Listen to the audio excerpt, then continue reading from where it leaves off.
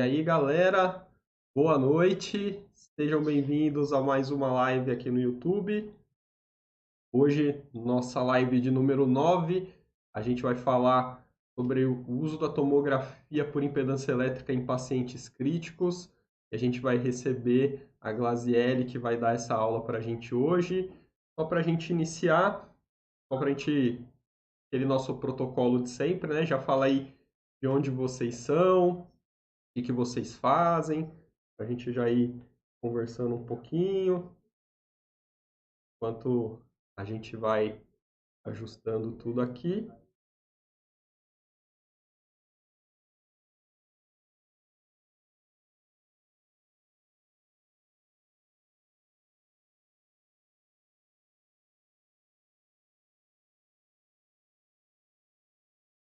Foi só falar em tomografia por impedância elétrica, que o primeiro comentário aqui foi da Timpel. Coincidência ou não, né? Quem diria, né? Muito bom. Timpel sempre parceira aí com a gente, cedendo aí o pessoal para fazer parte aí das entrevistas, das aulas. Muito bom poder contar com vocês. Vou colocar a Glaze aqui na outra tela. A gente já dá um oi para ela. Oi, Glaze, boa noite. Você já está aparecendo aqui com a gente. Primeiro, queria muito agradecer você por ter aceitado participar com a gente, dar essa aula para a gente entender um pouquinho mais sobre o uso da tomografia por impedância elétrica. Muito obrigado, viu? Obrigada, boa noite. Eu que agradeço o convite. É um prazer para mim falar de uma coisa que eu trabalho, que eu gosto muito, e mostrar para todo mundo um pouco dessa tecnologia. É sempre muito bom. Todo mundo gosta de uma tecnologia, né? Todo mundo gosta de ter um aparelhinho ali na beira do leito, mais um para poder olhar e monitorizar, né? Sim, não, e o tomógrafo ele ajuda muito na tomada de decisões assim no dia a dia. E é uma tecnologia assim que eu gosto muito e é onde a gente já levou o equipamento, todo mundo fica muito satisfeito. E quanto mais pessoas conhecerem, é sempre melhor, porque a gente acaba melhorando a qualidade dos nossos pacientes. É difícil, né? Alguém que não goste, porque é muito fácil de entender e é muito fácil de ver o que está acontecendo a cada mudança que a gente faz, né? Então não tem como não gostar, né? Ô, Glaze, Sim, fica à vontade aí já para compartilhar sua aula. E aí, quando você quiser começar, fica à vontade. Pode tá se bom. apresentar, falar um pouquinho mais de você e começar a sua aula aí. E muito obrigado novamente, viu? Tá bem, eu que agradeço. Eu sou a Glaziele, eu sou instrutora de treinamento da Timpel e atualmente eu também estou fazendo doutorado em pneumologia pela Universidade de São Paulo.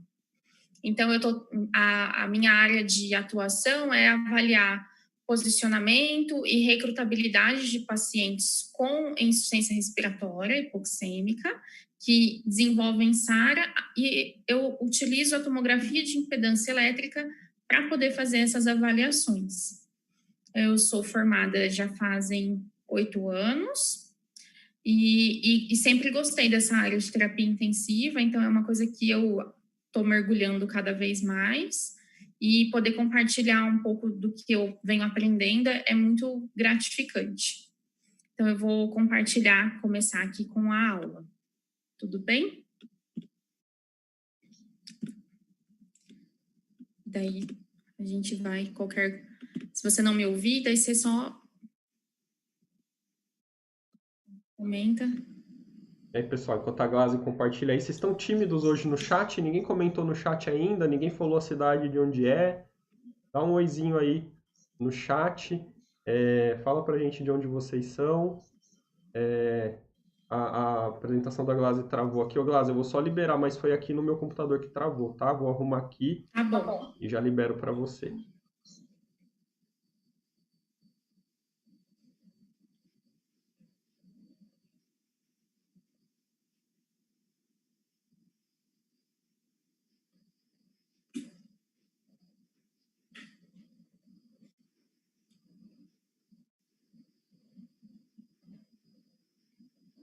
Estou ajustando aqui no programinha. E tudo certo. Glaze, já está, estou vendo aqui sua aula, já está tudo certo, transmitido para o YouTube tranquilo. Pode começar quando você quiser. Bom, então, novamente eu agradeço o convite. Eu vou fazer uma introdução da tecnologia, o que é a tomografia por impedância elétrica, para que todo mundo entenda o básico e que a gente possa evoluir para outros princípios.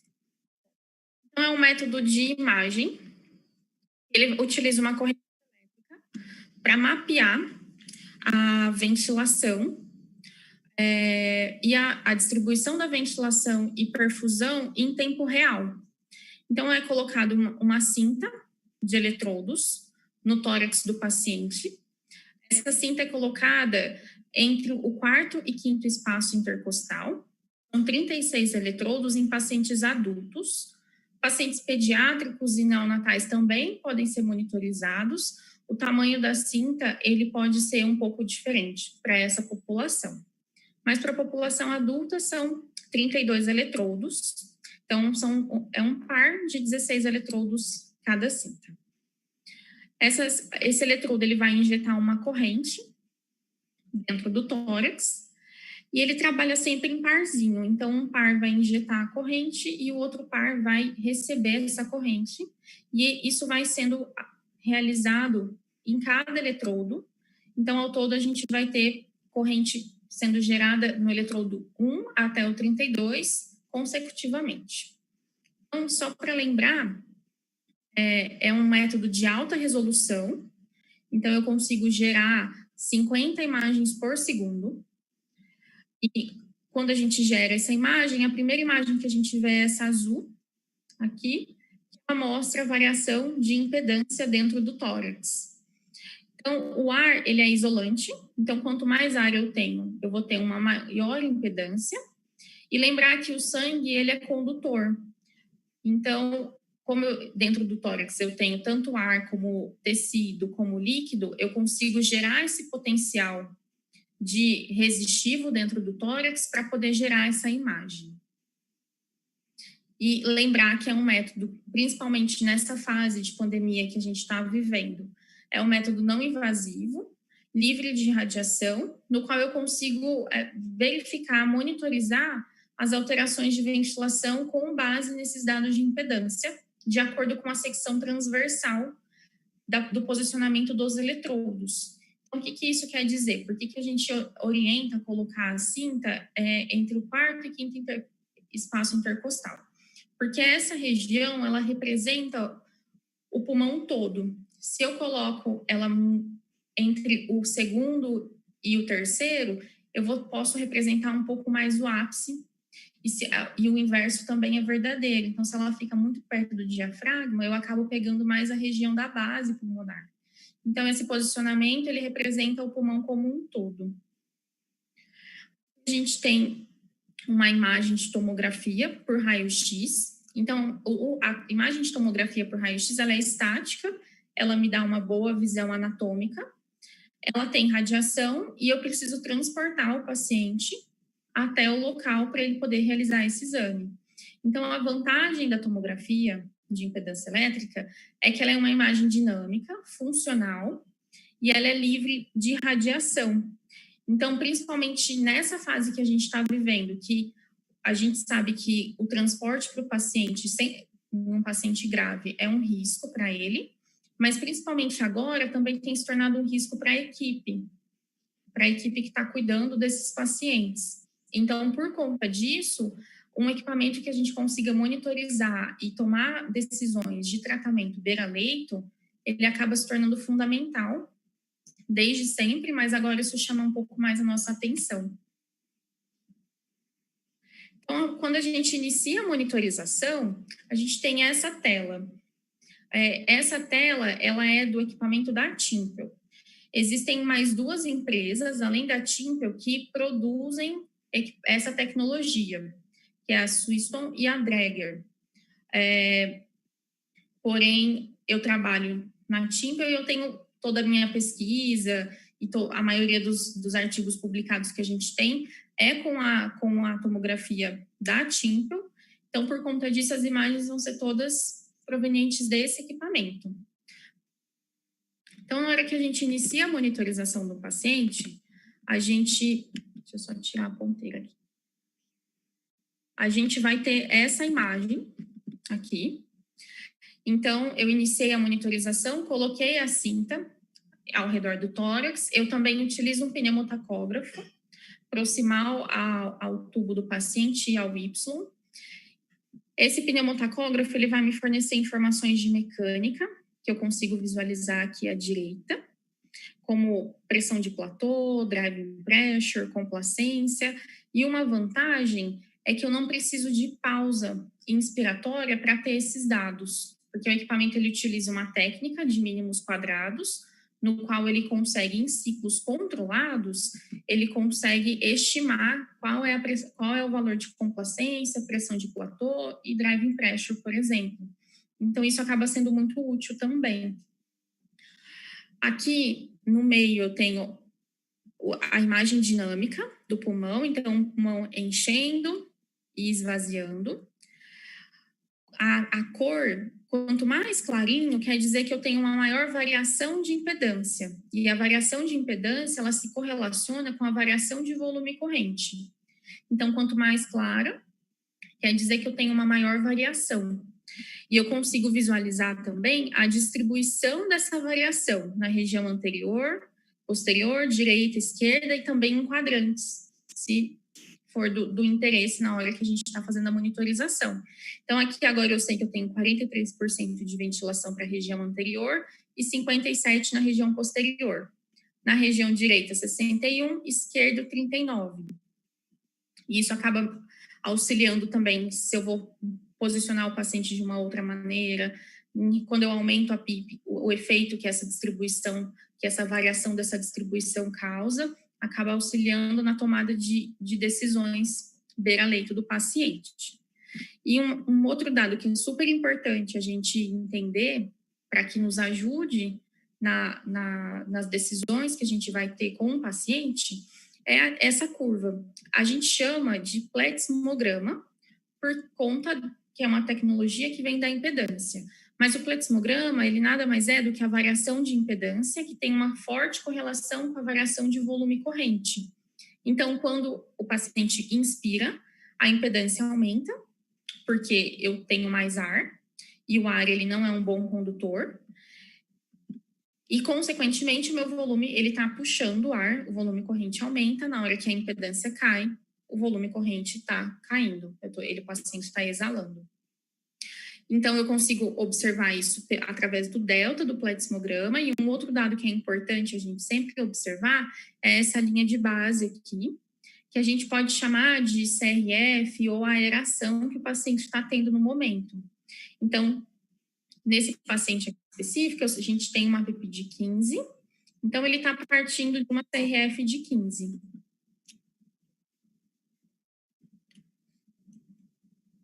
Então, aqui a gente tem uma figura para ilustrar isso. Então, quando eu aumento a PIP, por exemplo, eu estou aumentando, aqui eu tenho o delta da PIP, então eu tenho a curva do plethysmograma e eu tenho uma curva de pressão do ventilador. Então, eu tenho o delta da pressão, eu subi a PIP de 15 para 20 e eu também subi o plethysmograma. Então, eu tenho um delta de aeração ou de CRF e também tenho o delta da PIP.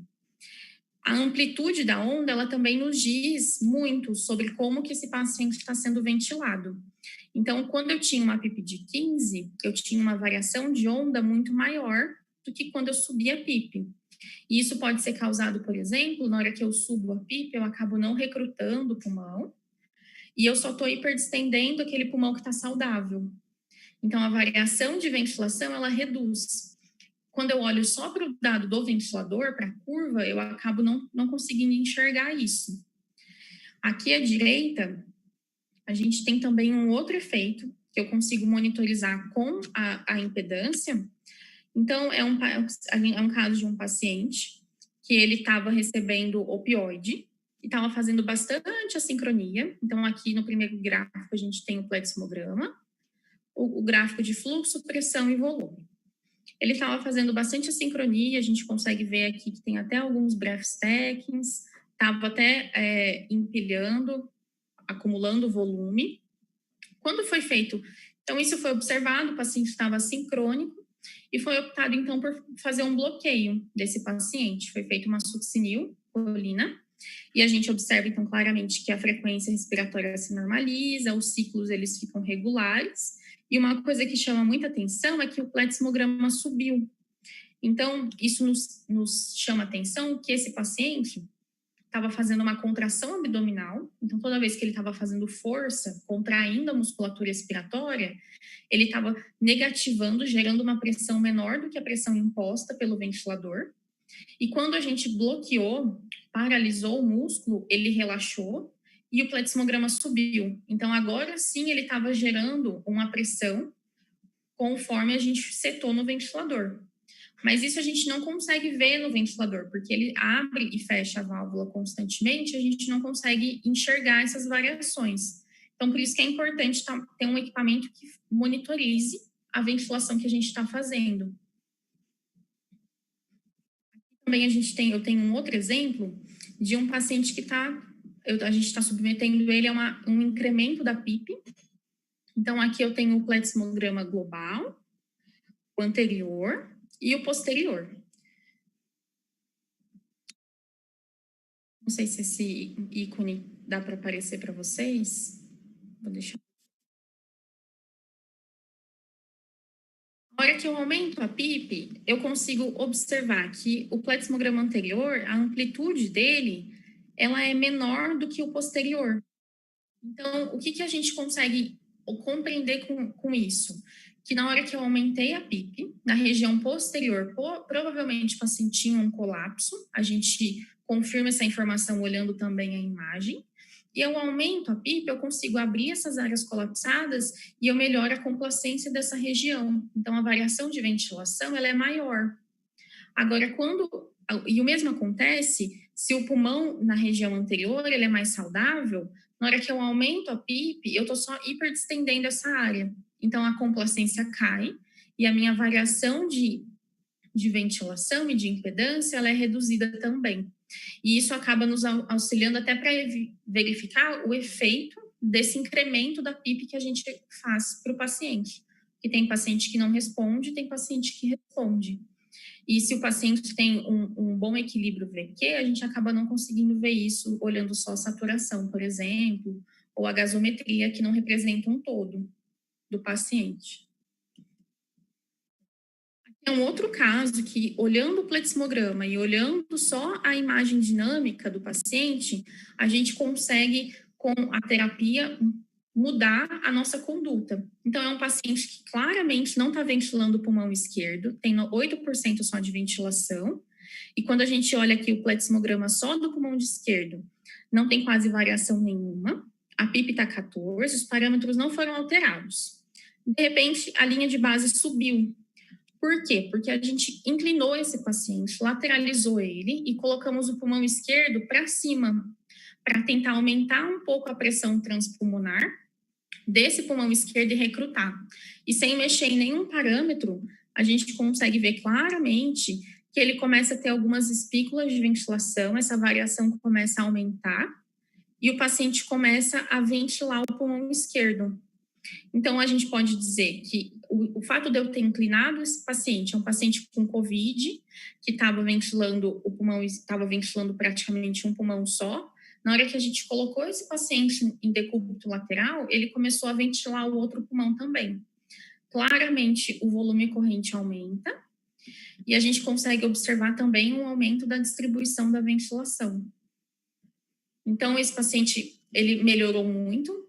Eu já sei que hoje ele está até estubado, por exemplo, mas ele estava numa situação em que era difícil de ter uma conduta, a equipe tinha um receio de incrementar a PIP, porque se a gente não consegue abrir o pulmão esquerdo, pode ser que a gente causasse algum malefício para o direito. Então, como já tem alguns trabalhos que estão sendo desenvolvidos com posicionamento, inclusive é um trabalho que eu também faço aqui, na instituição em que eu trabalho, a gente consegue verificar esse ganho, esse potencial de recrutamento usando posições dos pacientes. Eu tenho um outro exemplo, é um paper que foi publicado pelo Takeshi Yoshida, que ele mostra a sincronia que a gente consegue monitorizar, que os pacientes fazem, e a gente consegue monitorizar essas assincronias usando a tomografia por impedância elétrica. Então, ele descreve uma sincronia de fluxo que chama PEN-LUFT. Aqui eu tenho a distribuição, ele dividiu o pulmão em 4 regiões, então região 1, 2, 3 e 4. Eu tenho aqui o gráfico de pressão, a pressão esofágica e as 4 regiões da impedância, na ventilação assistida. Ele também monitorizou na ventilação controlada, a gente consegue verificar até que o delta da pressão esofágica reduz quando o paciente entra em ventilação controlada e deixa de fazer esforço respiratório. E uma coisa que chama muita atenção é que quando o paciente puxa o ar, todas as regiões necessariamente deveriam aumentar a impedância, mas isso só está acontecendo quando eu vou olhar a região não dependente, quando o paciente puxa o ar, a impedância ela cai. E na região dependente, ela aumenta. Então, eu tenho uma sincronia de fluxo. Quando eu olho para as curvas de pressão, por exemplo, do ventilador, eu não consigo identificar isso.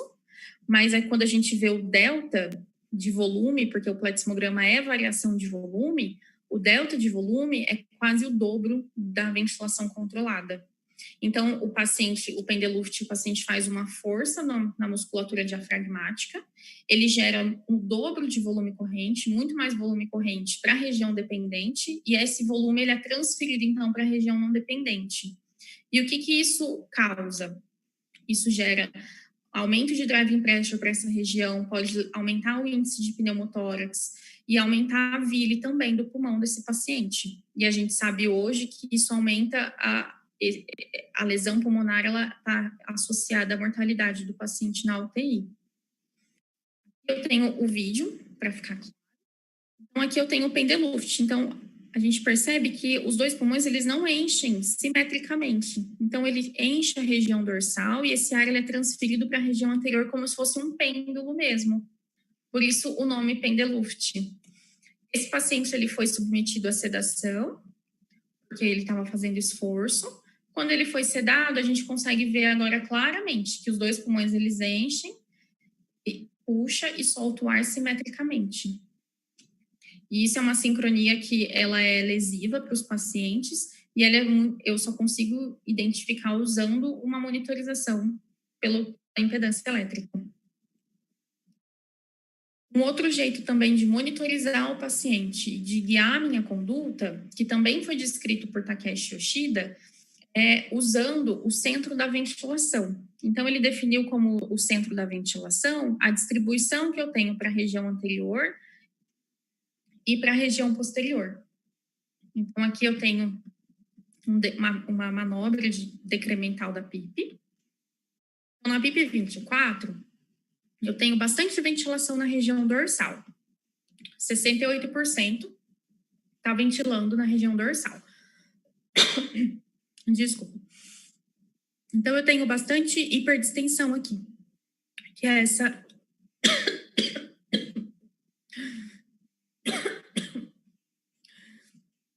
que é essa região em branco. Isso por quê?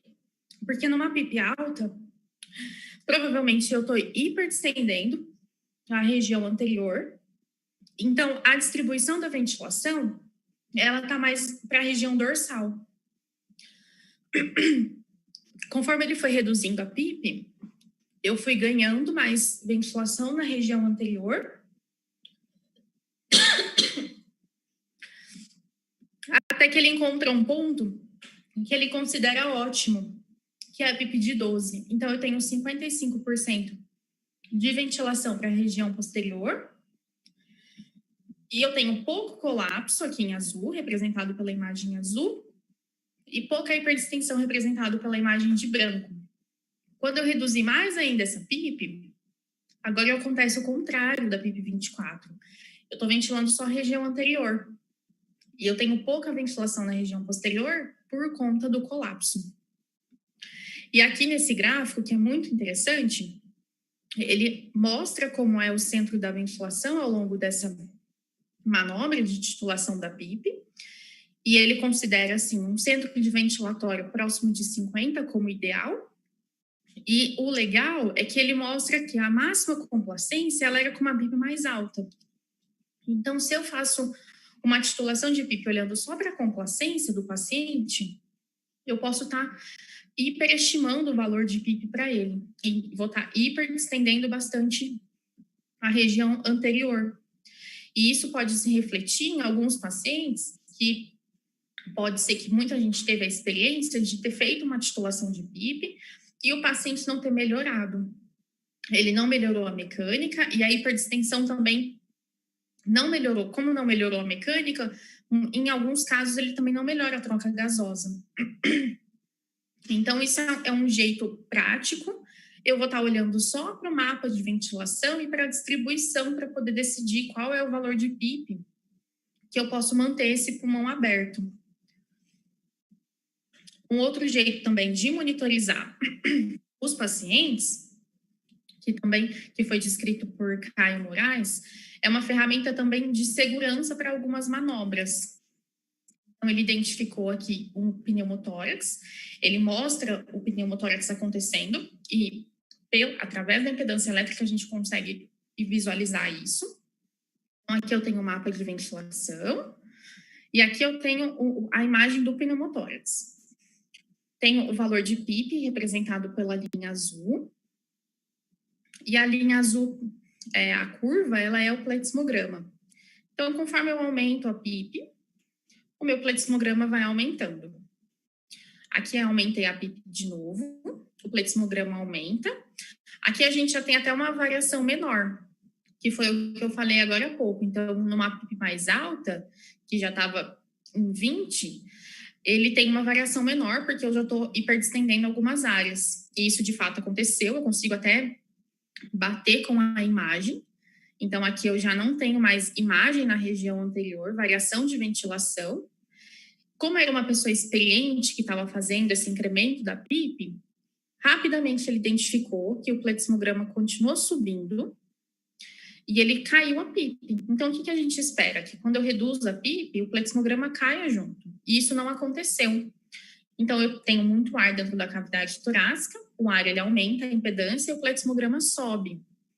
E ele foi reduzindo a PIP mais ainda.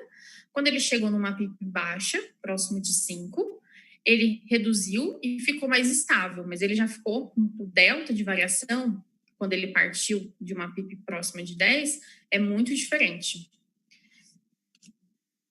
E aqui a gente consegue ver quando foi drenado esse pneumotórax. Então, o pneumotórax aconteceu na região, no pulmão direito, na região anterior, no pulmão esquerdo, perdão. E aqui foi feita uma drenagem desse pneumotórax e a gente consegue ver claramente que conforme o ar vai saindo, o pletismograma ele vai reduzindo. Então, é uma segurança também para que a gente não faça nenhum tipo de manobra para o paciente às cegas, sem enxergar se o que a gente está fazendo, eu estou aumentando a pressão. Será que essa pressão realmente está fazendo bem para o paciente? Será que não? Eu brinco que hoje, assim, eu não consigo me enxergar fazendo, aumentando a PIP do paciente, aumentando a pressão de platô, sem conseguir enxergar o que está acontecendo. Porque cada paciente tem a sua individualidade. Tem alguns que têm algum benefício, tem outros que têm malefício. Então, isso a monitorização, ela permite essa segurança também. Se a gente não tivesse como identificar esse pneumotórax, eu poderia ter aumentado ainda mais as pressões, ter gerado um pneumotórax maior ainda, uma instabilidade para o paciente, ter colocado a vida dele em risco. E aqui também a gente consegue monitorizar pelo mapa de ventilação, novamente. Só exemplificando, eu tenho aqui uma PIP de 5. Então, uma PIP de 5, eu tenho uma ventilação predominante na região anterior. Quando eu aumento a PIP para 15, eu tenho um deslocamento para a região posterior e eu começo a ter um equilíbrio entre região anterior e posterior. Então, isso é importante para a gente poder identificar manobras que a gente faça. Aqui à direita, eu tenho um exemplo de quando é feita uma aspiração no paciente. É um procedimento que é feito de rotina na UTI, em pacientes entubados. Muitos pacientes são submetidos a esse procedimento várias vezes ao dia.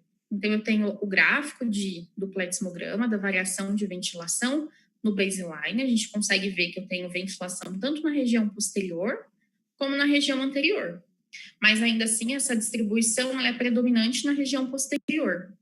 Quando é feita a aspiração, eu tenho uma queda do plethysmograma, então a impedância cai. Então, a minha ventilação, o paciente não tem ventilação agora. E depois que eu termino de aspirar, eu retorno o paciente para a ventilação, ela é muito menor do que era antes. E quando a gente vai olhar para a imagem, eu não tenho quase nenhuma ventilação para a região posterior. Então, esse procedimento de aspiração promoveu um colapso, uma telectasia da região posterior do paciente, que mesmo depois de ter retornado a ventilação, eu não consegui voltar para o baseline. Tanto para a linha de base, como para a variação. Então, eu reduzia a variação de ventilação e eu também promovi uma redução da CRF. Então, a gente tem esse deslocamento da ventilação para a região anterior, que, consequentemente, mostra que eu promovi uma redução da ventilação posterior por atelectasia. Uma outra manobra que a gente pode utilizar, poder fazer um procedimento que a gente faz nas UTIs para poder identificar qual que é a pressão que o paciente está precisando, qual a individualidade dele. É uma titulação de PIP. Cada serviço pode ter o seu protocolo e a titulação de PIP não necessariamente precisa ser precedida de uma manobra de recrutamento. Muitos lugares não recrutam, mas eles titulam a PIP para poder ter uma ideia de qual é a pressão que eu preciso ter para manter o meu pulmão aberto. Então, aqui eu vou só exemplificar, eu tenho a redução da PIP, então eu parti de 25 e fui até 7. Aqui eu tenho a curva de complacência durante essa manobra. Então, na PIP alta, minha complacência é baixa, por conta de hiperdistensão. Conforme eu vou reduzindo a PIP, eu vou aliviando essa hiperdistensão e vou ganhando complacência e ela volta a cair novamente por conta de colapso. Então, eu tenho tanto um alívio da hiperdistensão e depois um aumento do colapso.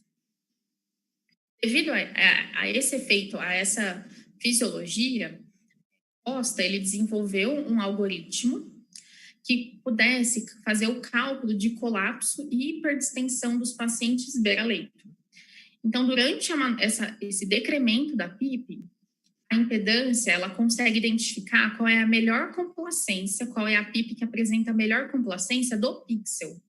Então, como é um método de imagem, né, eu tenho o pixel, ele consegue calcular essa complacência, e toda vez que a complacência ela cai quando eu estou aumentando a minha PIP, é por conta de hiperdistensão. E toda vez que ela cai porque eu estou reduzindo, é por conta de colapso. Então, devido a isso, a gente conseguiu desenvolver uma ferramenta que consegue fazer a titulação da PIP não baseado na complacência, sim na estimativa do colapso e da hiperdistensão. Que, se a gente for fazer usando um outro método, eu conseguiria fazer isso só usando tomografia, que não é viável, porque o paciente a várias tomografias por raio-x, com diferentes pressões para poder identificar qual seria a melhor pressão para manter esse pulmão aberto. Então, quando eu inicio aqui a ferramenta, ele tem um campo de titulação de PIP, eu inicio, ele vai abrir um cronômetro, e ele também me fala o valor da PIP. Quanto tempo eu preciso usar para poder fazer essa titulação? A gente sabe hoje que 30 segundos ele já é suficiente para promover colapso. Ele acontece muito rápido, principalmente em situações que eu tenho um oxigênio alto, uma concentração de oxigênio alta, porque eu tenho também uma velocidade maior na reabsorção do oxigênio dentro do alvéolo, então ele fecha mais rápido. Mas existem serviços que fazem com 40 segundos, outros com 2 minutos. Isso não existe uma regra, vai de cada serviço. Mas o mínimo que a gente orienta, que a literatura traz, são 30 segundos. Então, conforme ele vai finalizando esse cronômetro, a gente vai reduzindo a PIP. Então, ele vai, quando eu finalizo a ferramenta, ele me dá em todos os pontos o valor de colapso, que está representado aqui na linha em azul, o valor da complacência, representado na linha em laranja, e o valor da hiperdistensão, representado na linha em branco. Então, novamente, né, com a PIP alta, o colapso ele é 0, eu não tenho nenhum colapso com uma PIP de 25, e também não tenho uma hiperdistensão com uma PIP de 4. Então, o que o equipamento faz? O equipamento ele consegue gerar um equilíbrio entre colapso e hiperdistensão. Então, e esse equilíbrio consegue manter o pulmão numa condição de melhor mecânica, que não necessariamente tem um match com a complacência. Muitas vezes a complacência ela está aqui no início da curva, mas eu tenho pouco colapso e muita hiperdistensão, então eu consigo manter esse equilíbrio. Então, como que eu escolho a PIP? Eu escolho a PIP de acordo com o ponto de intersecção entre o colapso e a hiperdistensão. A cinta, a região da cinta, ela consegue ver uma região extrapolada, então eu consigo calcular, enxergar esse colapso tanto na região da base pulmonar, na região dependente, como a hiperdistensão na região não dependente. Eu consigo também visualizar aonde eu tenho hiperdistensão, aqui em branco, e aonde eu tenho colapso. E como eu consigo visualizar o pulmão esquerdo e direito, eu consigo ver também se o paciente tem uma lesão um pouco mais assimétrica. Que nesse caso, por exemplo, eu tenho muito mais hiperdistensão no pulmão direito. E o meu colapso, ele já começa a surgir no pulmão esquerdo, mostrando então que essa PIP de 25, ela estava hiperdistendendo mais o pulmão direito do que o esquerdo, porque o esquerdo está mais doente. E olha que a gente vem ver a imagem azul do colapso, confirma isso. Então, o pulmão esquerdo, ele é mais doente, ele precisa de mais PIP, mas eu preciso manter esse equilíbrio entre os dois. Então, quando a gente vai olhar a PIP do cruzamento, foi 15, eu tenho 5% de hiperdistensão e 5% de colapso. Então, é um equilíbrio mesmo entre as duas coisas. E tem um trabalho que ele foi publicado também no Anesthesiology, mostrando que não só paciente com SARA tem uma deterioração do pulmão. É um trabalho feito em anestesia, então foi avaliado durante a anestesia 2 grupos de pacientes que utilizavam uma PIP de 4 e pacientes que utilizavam a PIP guiada pela impedância. Então, nesse caso aqui, eu tenho uma PIP que foi guiada em 12. Ao longo do tempo, durante a anestesia, eu tenho muito mais colapso do que o paciente que ficou com o pulmão aberto. E isso é um conceito que ele tem sido difundido cada vez mais. O paciente vai para o transporte, ele precisa estar com o pulmão protegido no transporte. O paciente está no centro cirúrgico, ele precisa estar protegido no centro cirúrgico. Esse colapso que o paciente apresenta aqui, ele pode levar a uma piora de oxigenação, o paciente pode ficar mais dias hospitalizado, e isso aumentar a mortalidade dele. Então, por conta disso, a individualização é super importante, não só naquele paciente que tem COVID, não só no paciente que tem SARA, que é o que chama mais atenção, mas aquele paciente que está na UTI há 15 dias, só em decúbito dorsal, ele também começa a fazer, se ele não tiver uma PIP que mantenha o pulmão aberto, ele vai colapsando ao longo do tempo. Aqui a gente tem um exemplo dos pacientes que a gente está monitorizando no HC, então são pacientes com COVID. Aqui eu tenho um paciente que ele estava sendo ventilado na estratégia ARDSNET, uma relação PF de 97 na estratégia ARDSNET. Ele estava no monitor, estava saturando bem, 93%, 94%. E quando a gente instalou a tomografia por impedância, a gente identificou que ele não estava ventilando praticamente nada do pulmão esquerdo. Então, a gente conversou, a equipe decidiu que é um paciente que se beneficiaria de uma manobra incremental de PIP e de uma titulação, e foi o que foi realizado para esse paciente.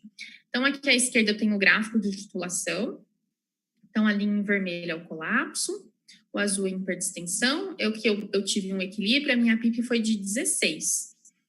Então, na hora que eu comparo, que eu consigo comparar imagens também, eu comparo a PIP de 16 com a PIP de 6. Essa área em verde, ela representa um ganho de complacência, e a área em vermelho, uma perda de complacência. Porém, eu tive muito mais ganho do que perda. Eu ganhei muita complacência, eu consigo checar que a complacência era 26, foi para 38, com uma redução importante de driving pressure, e eu perdi um pouco de complacência na região anterior, porque eu estou hiperdistendendo um pouco. Mas, em compensação, quando o paciente coletou uma gasometria após essa manobra, eu tenho uma relação de 224, muito maior do que o que ele tinha antes, e não era tão perceptível olhando só para a monitorização. Nesse paciente em questão, a PIP ficou mais alta do que a tabela ARDSNET, mas já foi feito um trabalho previamente pelo um grupo de pesquisa pelo professor Marcelo Amato e Eduardo Costa, aqui no HC, no qual eles monitorizaram pacientes com HN1 e ARDS. E eles verificaram que os pacientes estavam na tabela ARDSNET, eles tinham uma PIP maior do que os pacientes que foram guiados pela impedância elétrica. Então, só para mostrar que não necessariamente o paciente vai ter uma PIP maior, porque ele foi feito o cálculo do colapso e da hiperdistensão. Isso vai depender de paciente para paciente. Então, a gente tem os pacientes que sobem a PIP, os pacientes que descem a PIP. Mas uma vantagem é que a mecânica do paciente é melhor. Eu consigo visualizar que a mecânica dele melhorou. Aqui eu tenho um outro caso também de paciente com COVID, que o paciente foi pronado. Então, foi feita a titulação em supino, a PIP era 12, conforme a gente vê até aqui no cruzamento. Quando o paciente foi pronado, essa PIP ela ficou em 20. Então, ela ficou muito maior do que era em supino. E isso pode acontecer. Se o paciente tem uma barriga muito grande, ele acaba comprimindo o tórax e gerando um colapso mecânico que a própria barriga ou o abdômen do paciente faz. Mas a gente precisa entender que dentro do mesmo paciente, eu tenho a sua individualidade. Então, em supino, ele precisa de uma pressão. Na hora que eu coloco ele em prona, eu mudo a conformidade do pulmão. O pulmão ele fica mais longilíneo, eu achato o pulmão. E esse valor de pressão, ele também pode mudar. Também a gente teve uma melhora de oxigenação depois que foi feita a prona para o paciente. Às vezes, isso não acontece de imediato. Eu tenho uma melhora de mecânica e a minha oxigenação, ela continua ainda limítrofe. Mas se eu consigo melhorar a mecânica, isso vai melhorando ao longo do tempo. A gente tem um outro caso, também paciente com COVID, é um paciente obeso, foi feita uma manobra de titulação a esse paciente, no qual a PIP, na hora que a gente vai visualizar, ela ficou próxima de 17. 3 dias depois, foi questionado, será que essa PIP não está muito excessiva para o paciente? Foi feita uma nova manobra. O valor ficou o mesmo. Então, isso nos chama a atenção que, por exemplo, um paciente que tem um pulmão com SARA, um pulmão mais pesado, é um paciente que tem bastante líquido, e um pulmão com COVID, a gente já viu e os estudos mostraram que ele é um pulmão menos pesado do que um paciente com SARA. E o nível da PIP, ele tem uma relação direta com o peso do pulmão. Se o paciente não tem um pulmão com SARA, ele vai melhorando ao longo do tempo, esse peso vai reduzindo, a pressão vai mudar para manter ele aberto. Mas se eu tenho um paciente que ele já tem um peso pulmonar que não é alto, essa PIP pode se manter. E a experiência que a gente está tendo aqui. Alguns pacientes, eles estão ficando com essa PIP até fazer o TRE e ser estubado. E ele é estubado nessa PIP de 15. E isso já tem trabalhos, principalmente em obesos, o pessoal de Boston que trabalha bastante com isso, eles também já têm estudos que estubaram pacientes com pressões mais altas e o paciente ficou bem. A gente, às vezes, tem um medo, né? Ah, mas a PIP é muito alta. Cada paciente precisa de uma dele é alta, vamos manter assim, e manter o pulmão aberto.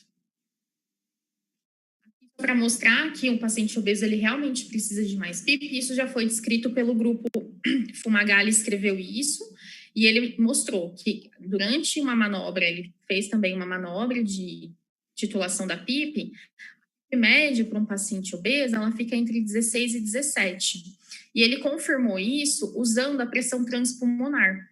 Então, uma pressão transpulmonar ótima, próxima de 2, junto com essa PIP de 16, 17. Quando eu reduzo essa PIP, a minha transpulmonar, ela vai reduzindo também. Então, é mais um método para mostrar que a impedância, ela consegue calcular esse valor ideal de PIP. A pressão esofágica, ela reflete a minha pressão pleural, então eu consigo ter o valor de pressão transpulmonar.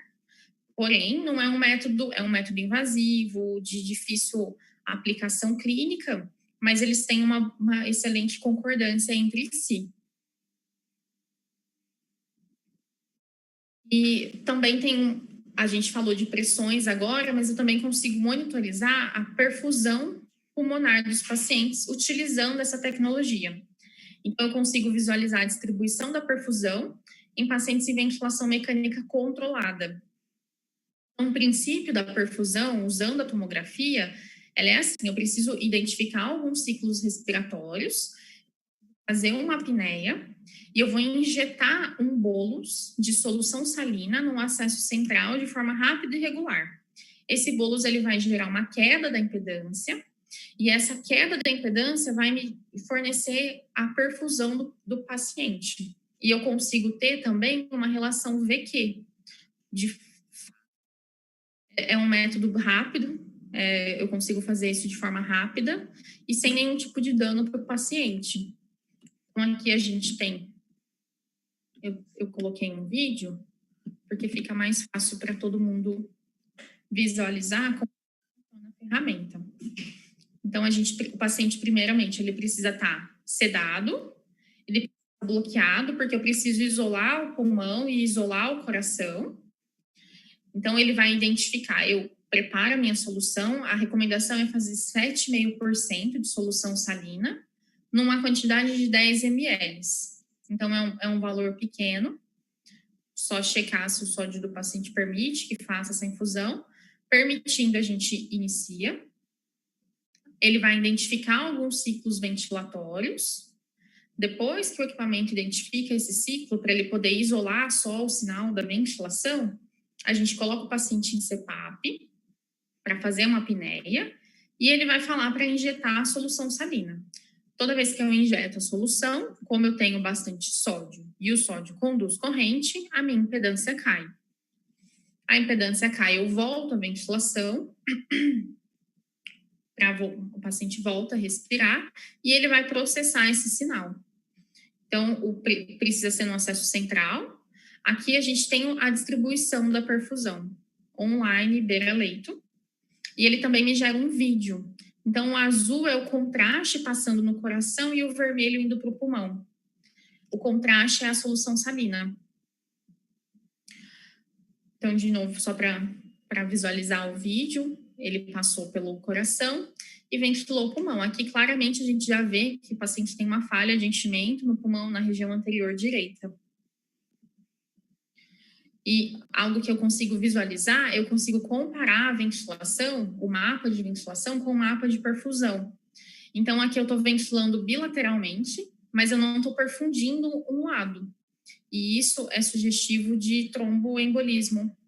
O paciente em questão foi feito anticoagulação, e depois foi repetido a perfusão, e ele estava perfundindo simetricamente, bilateralmente, sem precisar levar o paciente para o transporte, sem precisar colocar a equipe em risco, o paciente em risco.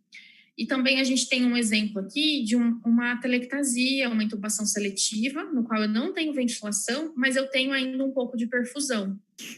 Eu tenho um pouco, por quê? Porque eu já tenho o efeito de vasoconstrição hipóxica, então esse fluxo sanguíneo já foi redistribuído para a região que eu estou ventilando. Mas para a gente mostrar também que se eu tivesse ventilação aqui, seria sugestivo de TEP, mas eu não estou ventilando, então por conta disso eu também não estou perfundindo. Aqui tem um trabalho publicado por Borges, que ele fez uma análise da tomografia por raio-x, EIT e SPECT-CT, mostrando que os 2 pulmões estão ventilando, os 2 pulmões estão perfundindo. Na imagem B, um pulmão só está ventilando, um pulmão está perfundindo, e isso tem uma alta concordância, tanto na impedância elétrica, como no SPECT-CT. Também foi publicado um artigo recente por Grassi, no Anesthesiology, mostrando a detecção de um tromboembolismo pulmonar através da tomografia por impedância elétrica. Então, aqui a gente tem os 2 pulmões sendo ventilados, mas só o pulmão esquerdo e direito sendo perfundido, gerando, então, um distúrbio VQ alto, que foi confirmado quando ele fez a angio-CT. Então, tinha uma falha de enchimento no pulmão esquerdo do paciente. Essa é a mensagem que eu queria passar. Então, a gente conseguiu ver alguns casos e identificar que a individualização é a chave para o tratamento dos pacientes. Então, não adianta eu falar assim que a PIP alta para o paciente com COVID, ela é ruim, e que a PIP baixa, ela é ajuda. Isso não existe, cada paciente tem a sua individualidade, cada paciente tem uma condição pulmonar, essa condição pulmonar, ela também vai mudando ao longo do tempo. Então, hoje o paciente chegou numa condição e daqui 2 dias ele já tem outra. Então, quando eu consigo monitorizar isso eu consigo guiar a minha conduta com mais segurança. Era isso. Agradeço aí a atenção de todo mundo. Muito bom, Glaze. Obrigado. Pessoal, se vocês tiverem dúvidas, perguntas, podem mandar aí no chat e a Glaze vai responder para vocês.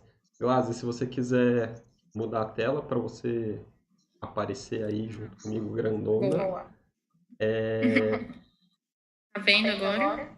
Deixa eu só ajustar aqui, porque por algum motivo, toda hora que sai da tela do PowerPoint, eu tenho que ajustar de novo aqui. Espera aí. Isso. Só que você ainda está compartilhando sua tela.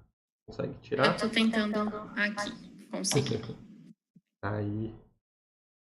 Deixa eu ver se ficou certo aqui.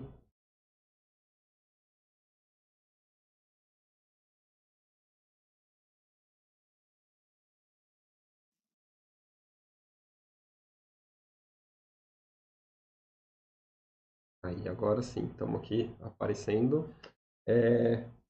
Glaze, enquanto o pessoal não manda nenhuma pergunta aí, né? Eu vou te perguntar algumas coisas, então, algumas dúvidas que eu tenho. Você falou muito bem, né, que a tomo de impedância elétrica, ela é um ótimo instrumento de monitorização e ajuda na tomada de decisão. Às vezes, na UTI, a gente tem tanta monitorização que as pessoas ficam um pouco perdidas de como utilizar e utilizar aquela informação de uma maneira adequada, né? Então, assim, vendo na prática os hospitais que já possuem a tecnologia ali no beira do leito, as pessoas começando a utilizar, quais os principais casos, assim, que vocês têm visto onde ela tem se tornado importante? Como as pessoas têm utilizado no dia a dia a tomo por impedância elétrica? Eu acho que até há alguns anos atrás, as pessoas tinham muito em mente que era só um equipamento para poder fazer titulação de PIP e ajudar durante o recrutamento. Mas a gente já tem vários estudos em ventilação espontânea, mostrando que quando eu olho para o pleximograma, eu consigo visualizar se o paciente está colapsando ao longo do tempo. Então, ele pode também auxiliar numa predição de desmame, se o paciente tem uma alta incidência de falha ou não, olhando para o pleximograma. Do mesmo jeito, hoje que o catéter de alto fluxo está sendo utilizado na maioria dos centros, eu consigo ver também se esse paciente, ao longo do tempo, do uso do catéter, ele está ganhando aeração ou não, me dando um retorno se essa terapia está funcionando ou não. Porque se ele não está ganhando aeração, eu não tive redução de frequência respiratória, possivelmente esse paciente não está melhorando, eu só estou esperando, ele só está deteriorando, fazendo força para respirar e estou colocando ele numa condição pior.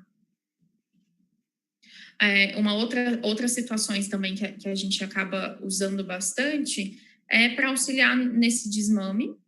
E também a gente está nessa fase de pandemia, de Covid, a gente tem muitos casos de perfusão, não só aqui em São Paulo, mas na Espanha também, na França, o pessoal tem feito muita perfusão utilizando a tomografia para poder guiar esses pacientes que não têm condição para transporte.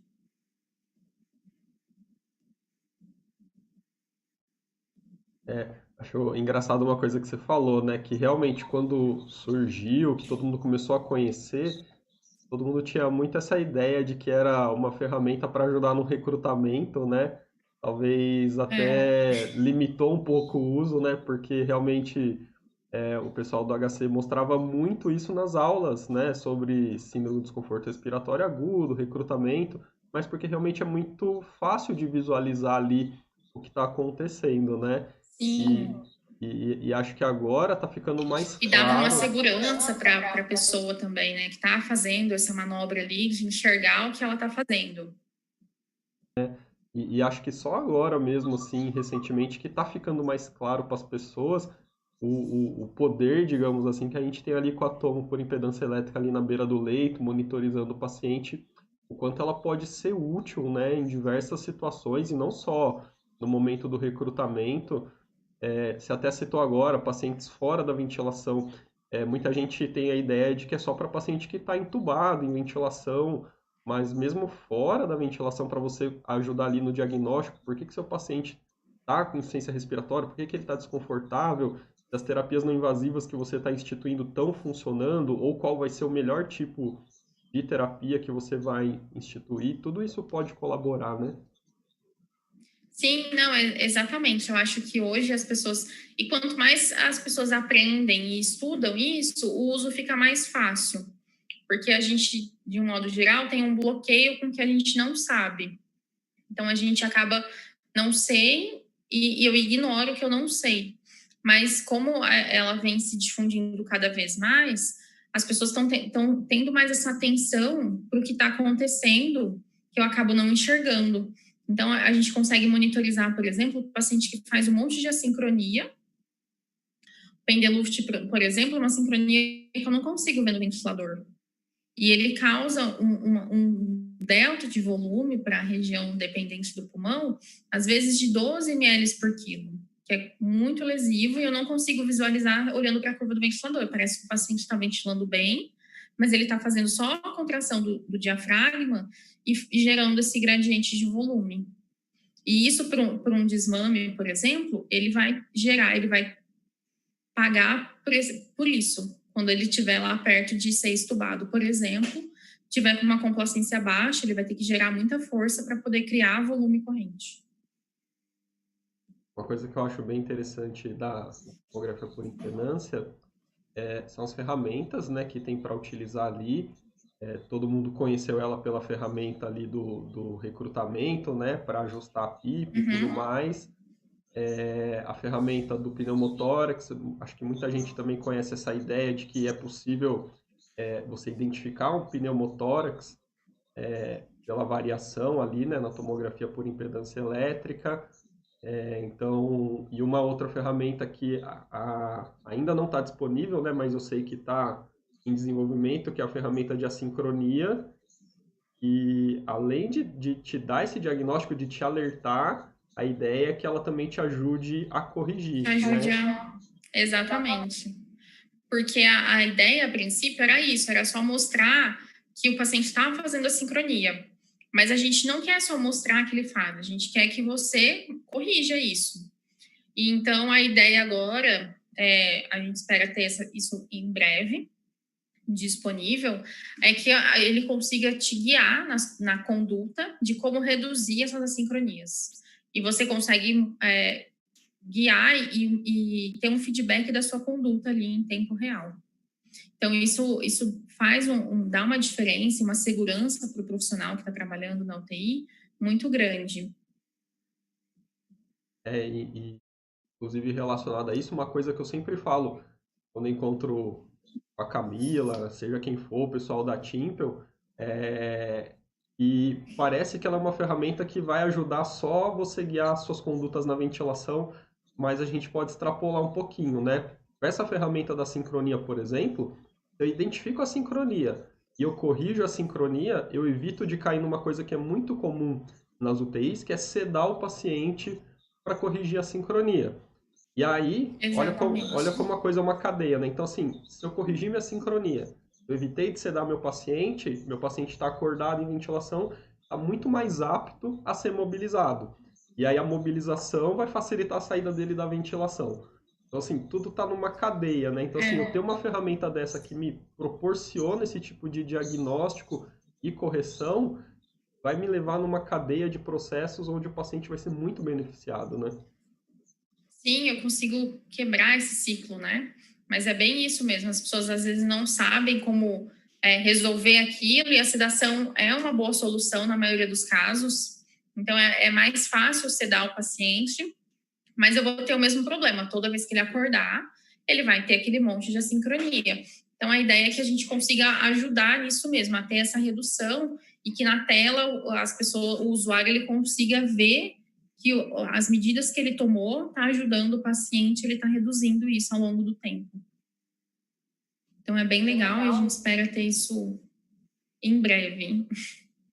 Assim esperamos, né? Uma coisa interessante que você comentou também, que a tomografia por impedância elétrica traz também essa noção de enxergar algo que não é possível enxergar, né? Na tela do ventilador a gente consegue monitorizar muita coisa, a gente consegue calcular muitos dados que vão nos ajudar, mas tem coisas que a gente não enxerga, por exemplo, o Pendeluft talvez seja o maior exemplo disso, né? Que dificilmente Acho que sim. você pode falar, e acho que esse cara tá fazendo Pendeluft, vendo o padrão respiratório dele, as curvas no ventilador, mas você nunca vai ter certeza. Então, ali, o único jeito é ver mesmo o padrão, né, da tomografia por impedância elétrica. E Isso. uma... Porque você pode até identificar que ele está fazendo força, mas você não consegue identificar se ele tá, se essa força que ele está fazendo gera um pendeluft, porque às vezes ele pode fazer força e ventilar não com 6 ml, mas com 7, 8. Isso gera o potencial lesivo é menor. Mas se ele faz um pendeluft, a região não dependente, ela tem uma destruição de parênquima muito importante. E isso já tem alguns estudos que mostram, em análises de PET-CT, mostrando que essa região ela é muito mais inflamada do que um paciente que ficou numa ventilação não espontânea, uma ventilação controlada. né, o próprio brief stacking, que a gente consegue detectar ali na ventilação mecânica, mas que na tomografia por impedância elétrica ele é muito mais visível, mais fácil de identificar. Até nisso, né, ajuda a você criar um alerta na sua equipe de estar atento a isso, né? Sim, e uma coisa assim, a gente consegue ver, a gente pode saber que o paciente está fazendo, por exemplo, um duplo disparo, mas o valor de breath stacking eu não consigo calcular no ventilador. Então, assim, a gente sabe hoje, né, que tem alguns pacientes que podem fazer 15 ml de volume por conta do duplo disparo.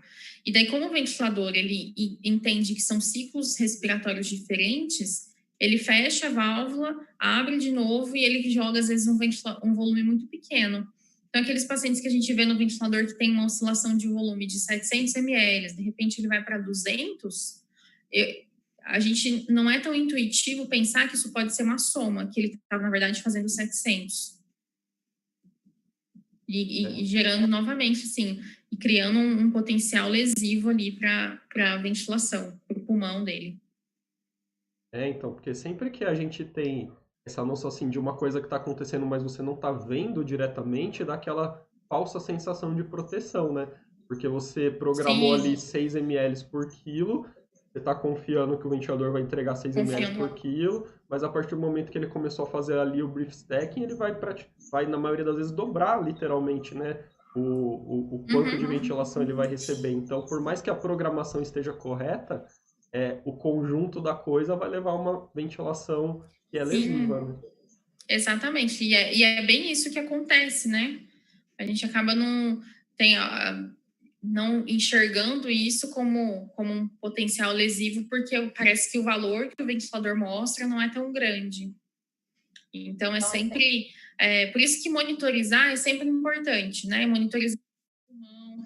E uma coisa que eu falo, assim, é que hoje em dia, na terapia intensiva, tudo é individualizado, né? Medicação é individualizado. Por que não a ventilação não ser? Por que a gente tem esse padrão de vou usar 5 de PIP para todo mundo? Não é todo mundo que precisa de 5 e não é todo mundo que precisa de 10.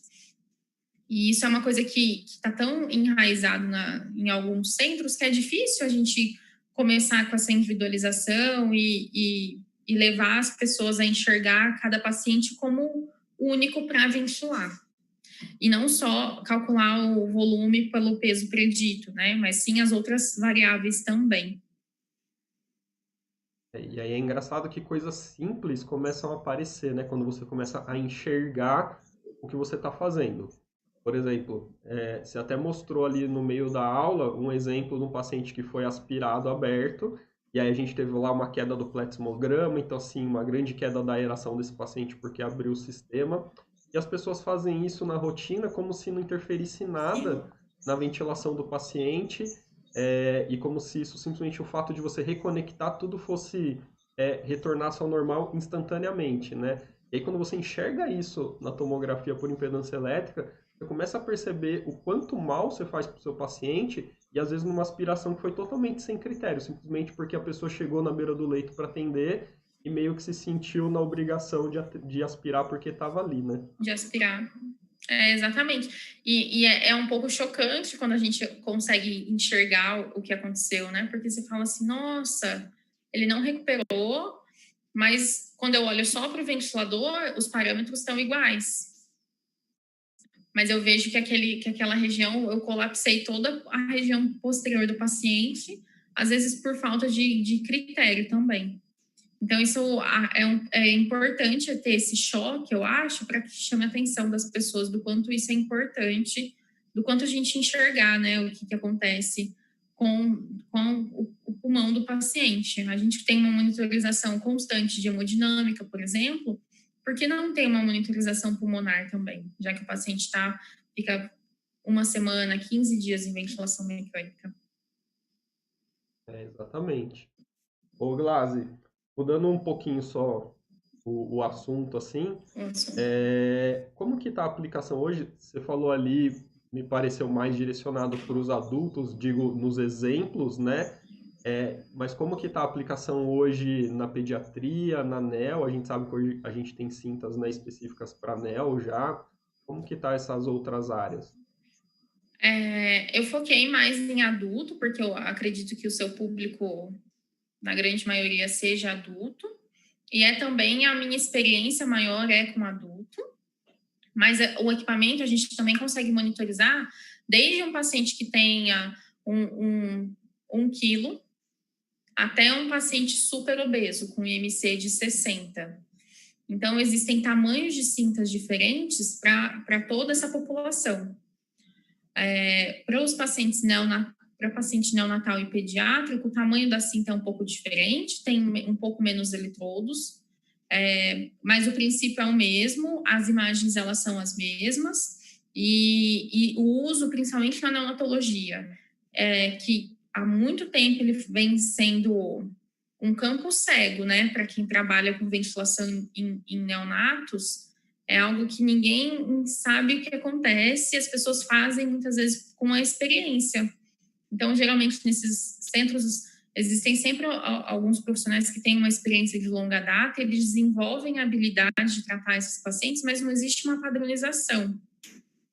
E desde que foi aprovada a Anvisa para essa população, e o equipamento já está sendo utilizado no Brasil, e em outros lugares também, isso está chamando muita atenção, assim, se eu vou administrar surfactante, o que vai acontecer com o meu pulmão depois da administração? Eu consigo ter uma diferença? Eu consigo comparar a função pulmonar do paciente e não só olhar a saturação? Catéter de alto fluxo em criança, que em adulto ele vem sendo utilizado agora, mas em criança ele já vem sendo utilizado há um pouco mais de tempo. Qual que é o efeito do alto fluxo na criança? Até que ponto eu consigo manter ela no alto fluxo?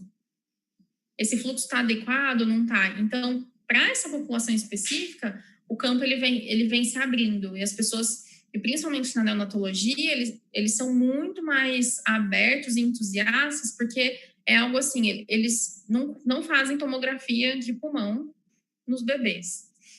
Raio-X é muito mais raro do que em adulto. Então, quando você leva um equipamento que eles conseguem visualizar o que está acontecendo, fica todo mundo maravilhado. Sim, porque no adulto a gente já tem um pouco mais de recursos que consigam nos auxiliar. E na neonatologia tudo é novo. Então, um equipamento que não causa dano para o paciente, não tem radiação, não expõe, não coloca em risco a criança, é algo que está ganhando aí um campo muito grande. Eu acredito que vai ser um grande potencial aí nos próximos anos. E aproveitando aí as grandes vantagens, né, da tomografia por impedância elétrica, né, que é uma monitorização beira-leito, sem radiação, então Exato. tudo isso facilita muito, ainda mais É no um ambiente da método. neonatologia, né? Sim, é um método simples. Você pode tirar, desconectar a cinta, mudar o paciente de leito, leva o equipamento junto. Então, não existe, não é um equipamento gigante que vai ocupar um espaço no leito, que as pessoas não vão conseguir atender às necessidades do paciente. Muito pelo contrário, a ideia é que ele fique cada vez mais portátil e que o objetivo seja auxiliar cada vez mais. E que a gente espera que no futuro ele seja igual a um aparelho de monitorização de hemodinâmica.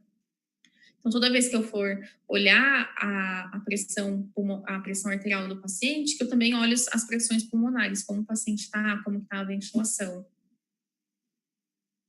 E em termos de logística, como que é, para talvez as pessoas não conheçam, como que é a questão da cinta? Ela tem que ser individual, uso único, ela pode ser reutilizada, eu tenho que ter um equipamento por leito, ou eu posso rodiziar esse equipamento entre meus pacientes, ou apesar de poder rodiziar, o ideal seria ter um por leito. Como que é toda essa questão logística? O equipamento, ele pode ser, eu posso higienizar o equipamento, eu não preciso ter um por leito. E a cinta, ela é reutilizável também, os eletrodos, mas quando eu vou colocar no paciente, eu coloco uma adere, uma faixa azul, que tem um gel que transmite a corrente para o tórax do paciente. Então, e esse gel, ele é descartável. Na hora que eu retiro essa faixa com esse gel, eu descarto, limpo a cinta e guardo. Então, acaba ajudando até no custo, né, da monitorização, porque eu comprei uma cinta, ela vai ficar lá muitos anos. Eu só preciso ter o descartável para ficar colocando, trocando nos pacientes. Facilita muito, né, para a gente, ainda mais conhecendo o perfil das unidades brasileiras, né, onde se reaproveita coisas muito mais simples, né? Sim, sim. Mas a gente já fez isso pensando nessa utilidade de vamos reutilizar o material que tem os eletrodos, então é um material que ele é firme, não machuca o paciente, é fácil de limpar, então ele é reutilizável. E hoje, por exemplo, num hospital particular, é possível você cobrar pelo procedimento, pelo exame, né, da tomografia por impedância elétrica? É possível, por exemplo, se você tiver interesse em monitorizar um paciente, você pode alugar o equipamento, entrar em contato na Timpel, com o setor de vendas e alugar. Eu quero monitorizar esse paciente específico só por uma semana. No meu hospital, por exemplo, eu não tenho uma demanda alta de paciente em ventilação mecânica, então eu quero começar a conhecer essa tecnologia, eu posso alugar o equipamento por um determinado período de tempo e pago pelo período do aluguel. E esse aluguel ele pode ser feito várias e várias vezes. Muito bom. Eu perguntei, acho que muitas curiosidades que eu tinha, coisas que eu sabia que algumas pessoas tinham dúvidas. O povo hoje tá tímido, as pessoas estão falando um pouquinho hoje no chat, não sei o que está acontecendo, esse frio aqui que tá caindo aqui, a temperatura, né? Principalmente aqui no sul e no sudeste, só tá mais tímido.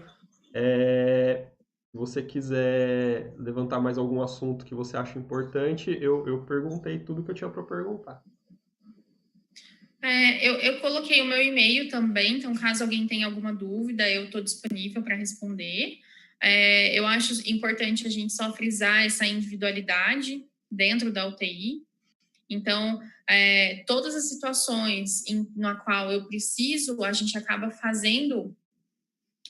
não enxergando algumas coisas que a gente faz e a gente se adapta.